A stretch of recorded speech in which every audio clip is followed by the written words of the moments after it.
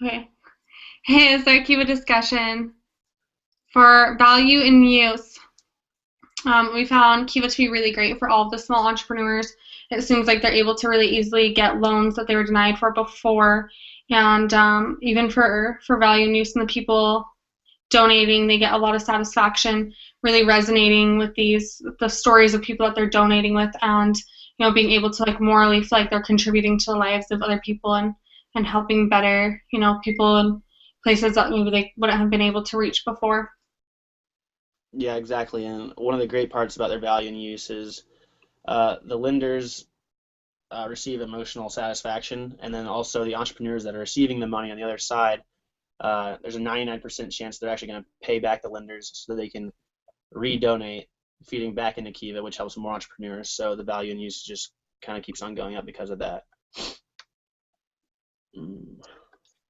Yeah, I think their use is it's pretty good from what I've seen. There it says that like basically you get the lowest interest rates possible. So for entrepreneurs and individuals that just want to look to make donations, they know that um, they know that they're not gonna have high interest rates, which is good if you're funding like a nonprofit project. And from what it says is basically all their consumers that have used it, that have donated, have seemed to feel confident that they've helped the world, and it's just a good cause, basically. Um, so with that, I think that moves on to our value in exchange. Yeah, definitely. So value in exchange is just the efficiency of a product, and well, Kiva is very efficient. It's online. It uses microfunding resources to help these entrepreneurs, and well, yeah, it's pretty self-explanatory. I mean, their efficiency is great because it's online, and the internet is almost accessible by anybody. And like when a lot of these entrepreneurs can't receive a small bank loan, so they're able to go online and receive one of these donations to start a business in order to kind of keep society flowing a little better. Yeah, even with like Kiva Zip that's here in the US, I think that the value in exchange is just incredible because they're not only, helping people better their lives, but they're helping people better their societies and better their own economy, better the commerce for like their family and, everyone in their village or their town or their city that it's affecting. It's a great way to like keep the economy going a little bit. I think the only real flaw with their value in exchange is just the problem with the high risk issue of lending a lot, good amount of money to developing countries, like those third world countries that are shown on the map on the in the article right there. But I think if they can somehow figure out a way to decrease the risk, I don't think it's really stopping their total revenue, and I think that they're still getting money to these countries safely. But the only issue it really kind of says is that they get a little bit of risk with sending money to some of these places. I'm sure they wouldn't want people trying to steal it, or it could be maybe some just bad stuff could go on, I guess. But with that, I think that um, their exchange is pretty good. People seem to like donating money to Kaiva, and then that leads into our value and distribution. Yeah,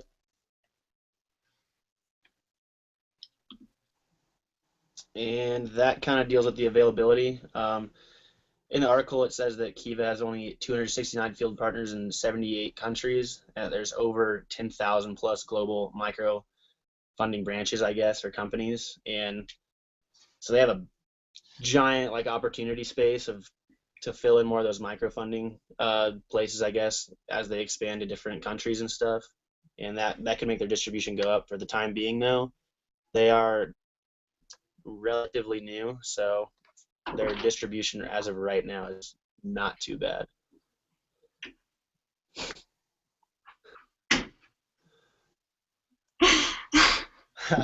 Yeah, I think distribution is probably the best asset of their five values, just because they have a wide spread of ways people can donate, or with the micro loaning fundraising option, it kind of just gives people more of a more ways to pay for it, which is, now in this day and age, more ways you have to pay for something, the easier it is. Um, Entrepreneurs and individuals can go on the internet, which is huge now, and donate donations for nonprofits. They can just kind of go on. They can type in as much as they want to donate and just send it. So I think that's pretty great. With the MFI field partners, uh, they can. I know, well, it says they have them in 78 countries and 269 total partners. So that's that's a lot of networking, a lot of people out there for their company, in many different countries. So it's just that's probably just really good that they're really international, really well networked. Yeah, I think it's really cool how they have combined like the online platform too, which a lot of these people that didn't have accessibility to like get to a bank, like we kind of discussed in class, where it's like it would have taken them, like riding a train, and it would have been so hard for them to even get somewhere to like apply for this. Whereas now everybody really just has technology super available to them, even in smaller countries.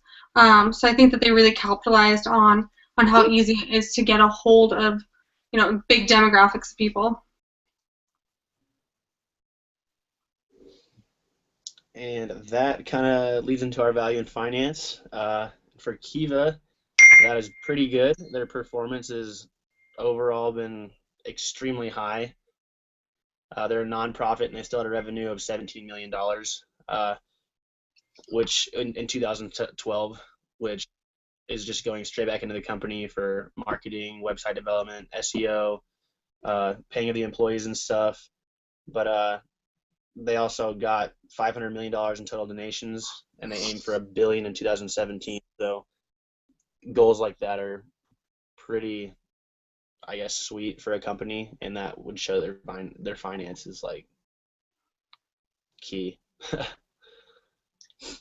Yeah, that Yeah, basically kind of hits it right on there. It's a nonprofit organization, so the more money that they can fundraise, the better. And as it says in the finance section of the article, they're raising $8 for every $1 donated. So how that's working for them is beyond me, but that's impressive. Their revenue grew over 30% from the previous year, a total of 17 million. I think that's fantastic. If you're a large widespread nonprofit organization, you can't really beat that. yeah, even just like how once again like we did like that activity in class, and we had to like move through everything that they've moved through. It's just incredible to see like that, like their assets that they have and the revenue that they've created versus like any like debts or liabilities that they have. Like they're really able to like move through like all sectors of that, the cash in, the cash out, with like an amazing flow and really increase everything. So I feel like they're like a really financially stable company.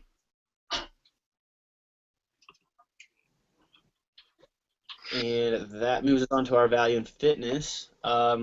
Kiva is growing. They just, I guess, recently, well, I guess not too recently, but they went international. The two creators of it decided to go international, which was good because their business is just expanding massively. But one thing we talked about was possibly skipping the middleman of a micro funding company in the middle. If Kiva possibly figured out a way to make their own company, or could give to the entrepreneurs straight up with the loans, it would cut back on interest rates that the entrepreneurs had to give back, because if they're going to follow their mission of trying to help these entrepreneurs in society create companies, then having them pay extra interest back.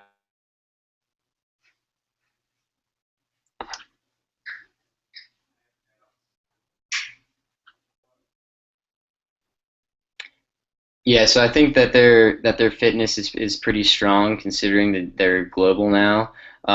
What's I what stood out to me in the article was that it says numerous surveys indicated nearly half of Keva's lenders had really no desire to receive a return on their investment, and they kind of just wanted the emotional satisfaction of lending to a nonprofit organization that's really widespread and successful as this one is.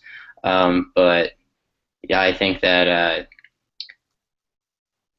with that they're probably successful because of that, because that they have such confidence in giving money to this cause and helping people in all these countries. It's just kind of there's no like question of whether it's a good or bad decision, a good or bad investment. It's just kind of like, okay, everything that they do is good, so their fitness is only going to improve. The more and more people find out about it, the more people learn about it.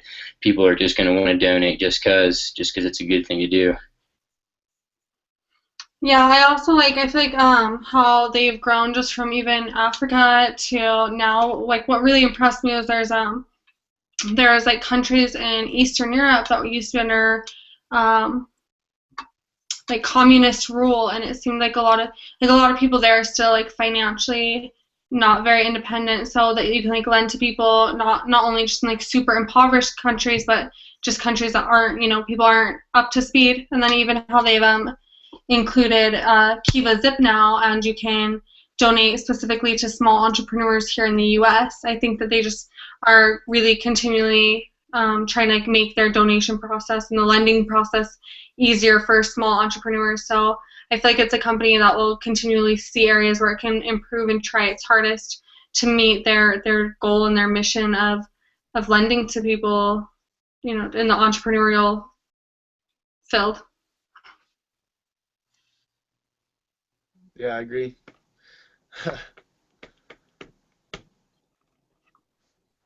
All right. I think that's it. Kiva was awesome. Really Yeah, interesting to see how they like capitalized on lending to people. yeah, it's definitely a cool idea for a business. Hopefully, it keeps expanding. Absolutely, yeah. It seems like they've gotten a really good start since when they just started a few years ago. They seem to be killing it out there in the nonprofit industry. It's really good cause just all around the world. So yeah. Yeah.